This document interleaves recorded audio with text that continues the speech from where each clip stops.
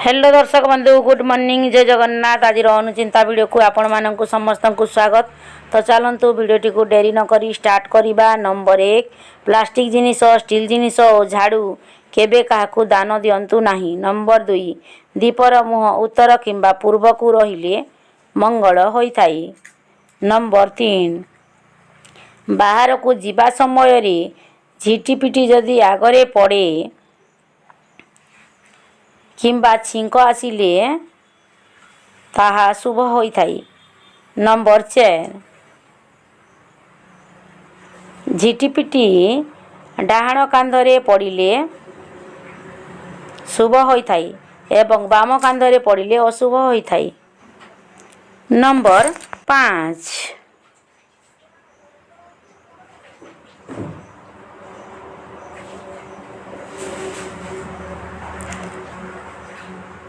जेते रोजगार कले भी जदि संचय हेउ न थाए ताहेले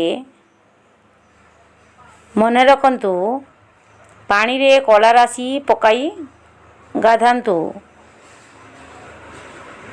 मने रखंतु जेते रोजगार कले भी जदि संचय हेउ न थाए ताहेले पानी रे कला राशि पकाई गाधांतु। नंबर 6 तुलसी गछ दिन को दिन झाउली थिले किछि अशुभ हेबार सूचना मिले।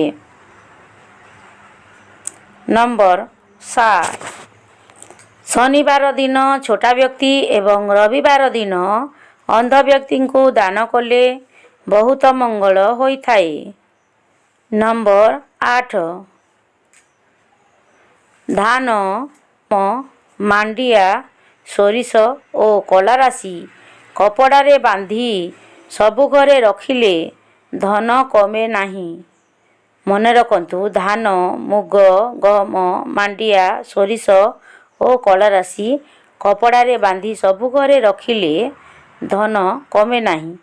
नंबर 9 अरक गछ घर पाखरे रहिले बहुत शुभ। मने रखंतु अरक गछ घर पाखरे थिले बहुत शुभ होइथाई। अरख केबे काटंतु नाही। नंबर 10 अंधार घरे केबे बसंतु नाही किंबा भोजन करंतु नाही। नंबर 11 रविवार दिन दुब छिड़ांतु नाही एवं रविवार और बुधवार बरगछ मूले पानी ढालंतु नाही। नंबर 12 शिव और गणेश को केबे तुलसी रे पूजा करिवे नाही किंबा न गाधोई तुलसी पत्र छिंडांतु नाही। नंबर 13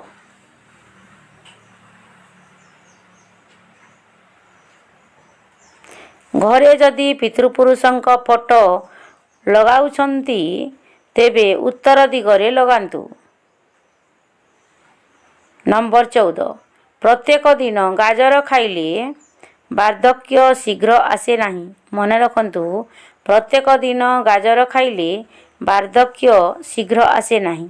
नंबर 15 पेटरे गैस समस्या देखा देउथिले खाई सारिबा परे जुआणी पाटी रे पकांतु एवं रोसेई रे हिंगु व्यवहार करंतु।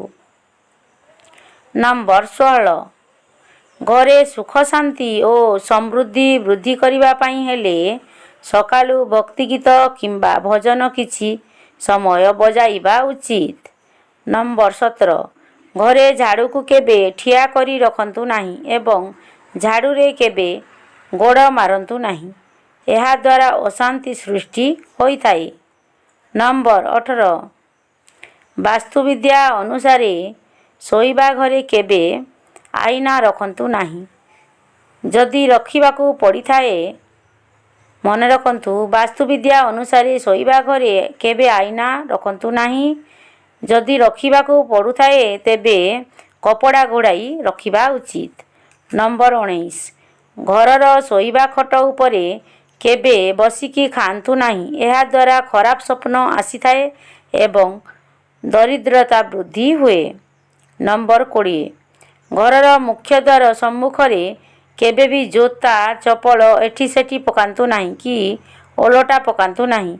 एहा द्वारा अशांति उत्पन्न हुए। नंबर 21 घरे सुख समृद्धि वृद्धि करिबा पई ठाकुर पूजा सकाळ 6ଟାରୁ 8ଟା ମଧ୍ୟରେ କରନ୍ତୁ ଏବଂ କୁଶ ଆସନରେ ବସି ପୂର୍ବ କିମ୍ବା ଉତ୍ତରକୁ ମୁହଁ କରି ପୂଜା କରିବା ଉଚିତ। ନମ୍ବର 22 ଘରେ ସବୁବେଳେ ଖାଇବା ପାଇଁ ତିଆରି କରୁଥିବା ପ୍ରଥମ ରୁଟି ଗାଈକି ଖାଇବାକୁ ଦିଅନ୍ତୁ। ଏହାଦ୍ୱାରା ଘରେ ସୁଖ ସମୃଦ୍ଧି ବୃଦ୍ଧି ହୁଏ। ନମ୍ବର 23 ଘର ଭିତରେ ପୂଜା କରୁଥିବା ସ୍ଥାନରେ କିମ୍ବା ଠାକୁର ଘରେ ସବୁବେଳେ ପାଣି ଭର୍ତ୍ତି କରି କଳସଟିଏ ରଖିବା ଉଚିତ। ନମ୍ବର 24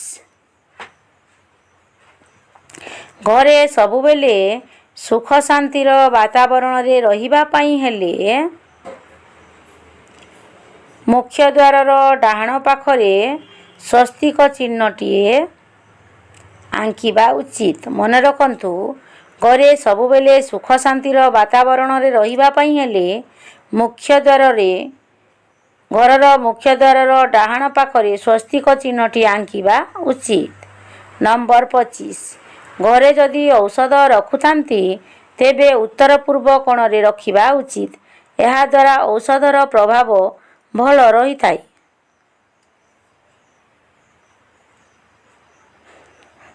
ନମ୍ବର 26 ଘରର ଦକ୍ଷିଣ ପୂର୍ବ କୋଣକୁ ସବୁବେଳେ କମଳା ରଙ୍ଗ କିମ୍ବା ଗୋଲାପୀ ରଙ୍ଗ କରିବା ଉଚିତ।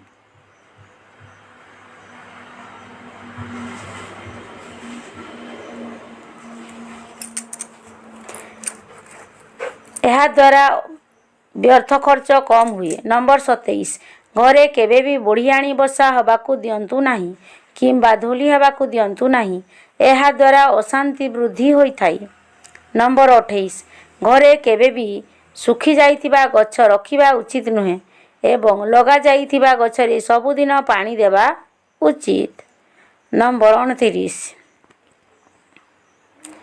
ଘରେ କବାଟ ଖୋଲିଲା ବେଳେ କିମ୍ବା ବନ୍ଦ କଲାବେଳେ ଯେପରି କର୍କଶ ଶବ୍ଦ ନ ହୁଏ ସେଥିପ୍ରତି ଧ୍ୟାନ ଦେବା ଉଚିତ, କାରଣ ଏହାଦ୍ୱାରା ଅଶାନ୍ତି ସୃଷ୍ଟି ହୋଇଥାଏ। ନମ୍ବର 30